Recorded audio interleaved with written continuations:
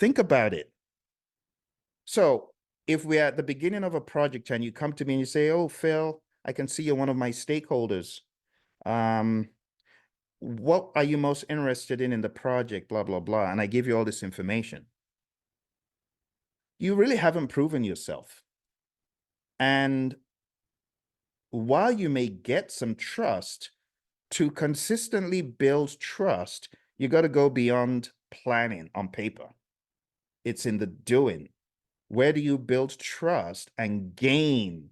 See, gain support. It's a progression. And it's not just in planning, it has to go beyond planning. It has to span into where you're actually communicating and working with the stakeholders. So, my response to this is C. While B isn't a bad place to begin, it's not where you get the traction of gaining even more support and building trust.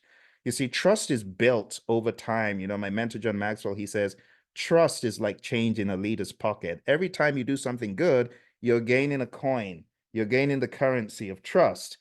But when you violate it, you're bankrupt because all your money is going to go on violating that trust. So I want you to think about the processes of stakeholder management. This is a good place for us to really introspectively think about the 49 processes, and let's zoom into the one about stakeholder. So when we're looking at the 49 processes, my friends, over here, where we have stakeholder management, we have four things. Number one, identify stakeholders. Number two, plan how to engage them. You're just planning on how to engage them.